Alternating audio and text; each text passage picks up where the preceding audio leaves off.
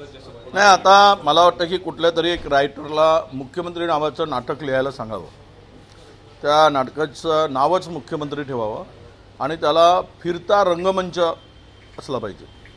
आणि फिरता रंगमंचामध्ये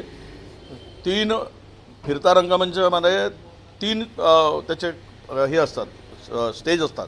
तो फिरतो त्यावेळेस सीन बदलत असते आणि मग ज्याला जी सीन पाहिजेत त्याने ते पुढे यायचं.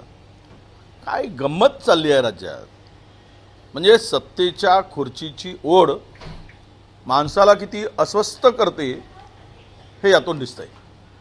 आणि तुमची सत्ताच येणार नाही तर आलटून पालटूनचा विषय कुठे आला आहे. सत्ता यायचा दूरपर्यंत प्रयत्न नाही. कोणी येऊ देत महाराष्ट्रात, दिल्लीची पूर्ण फौज येऊ देत, काही फरक पडणार नाही. कारण जनतेने यांना नाकारलं आहे. जनतेने ठरवलं आहे की महाराष्ट्रामध्ये महायुतीला महाराष्ट्राबाहेर घालवायचं.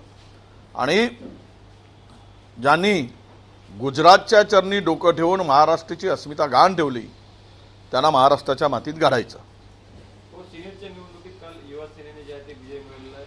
लोकसभेनंतर विजयाची परंपरा महाविकास आघाडीच्याच बाजूनं कौल आहे.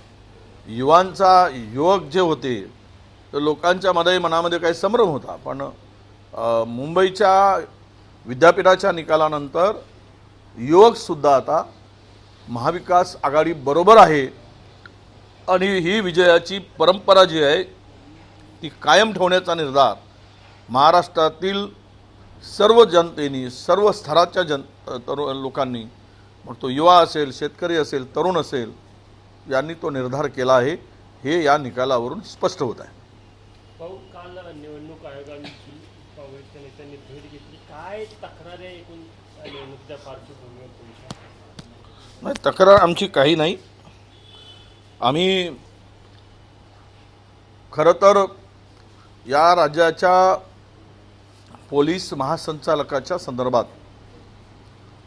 ते आमची तक्रार होती की कारण त्यांची मुदत संपली आहे आणि मुदत संपल्यानं संपलेल्या अधिकाऱ्यास राज्याच्या पोलीस प्रमुखाच्या पदावर बसवणं किंवा ठेवणं हे निवडणुकीसाठी उचित नाही. कारण मुदतवाढ देणारं सरकार त्यांचा कशाही पद्धतीनं राजकीयदृष्ट्या विरोधकांना अडचणीत आणण्यासाठी अडचण ठरू नये. आणि उद्या आचारसंहितेच्या दृष्टीनं निवडणूक लागल्यानंतर त्या पदावर बसलेली व्यक्ती ही मुदतवाढ दिलेली नसावी हे आमची स्पष्टपणे मागणी होती. म्हणून निवडणूक आयोगाकडे यांना त्या ठिकाणी ठेवू नये अशी मागणी काँग्रेस. निवडणूक आयोगाने नाराजी देखील व्यक्त केली की मुख्य सचिवांनी निवडणूक पूर्व बदल्यांचा अहवाल दिला नाही. काय वाटतं? नाही, हे सगळंच घोळ आहे. कोणाचा पायपोस कोणाच्या पायात नाही. सगळं नियमबाह्य आहे. सरकार नियमबाह्य, त्यांचं काम नियमबाह्य, ते ठेके नियमबाह्य आहे, बदल्या नियमबाह्य चाललेत. नागपूर ग्रामीणच्या पोलीस अधीक्षकांनी नागपूर ग्रामीण यांनी 100च्या वर बदल्या आत्ता केल्या. त्यातील 50% बदल्या अशा आहेत की 6 महिने, 3 महिने, 4 महिने, वर्षभर कोणी अधिकार दिला इतक्या मोठ्या बदल्या करायचा. आणि आपण त्यांच्या आणि हे IPS अधिकारी इतके मला वाटतं मिंदे झालेत.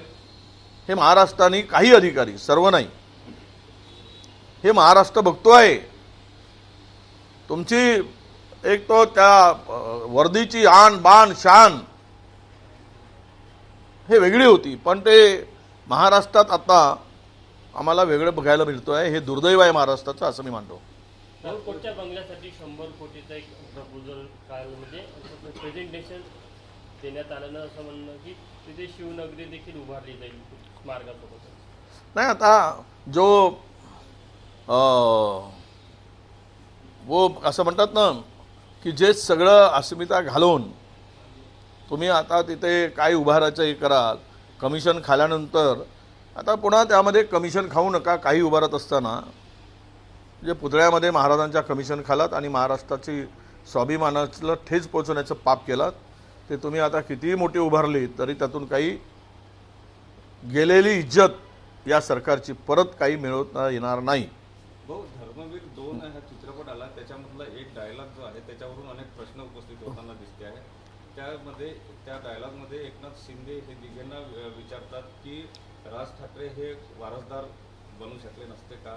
मात्र 2001 मध्ये दिघेंचं निधन झालं आणि 2003ला कार्याध्यक्ष झाले. म्हणजे हा जे झालंच नाही ते त्या चित्रपटात दाखवलं. मला वाटतं की चित्रपटाला मनोरंजनाच्या दृष्टीनं बघितलं पाहिजे. तो चित्रपट आहे, त्याला वेगळ्या दृष्टीनं अजिबात घेऊ नये. कारण आजकाल रिअल स्टोरीवर चित्रपट होत नाही, ते बनावट स्टोरीवर होतात.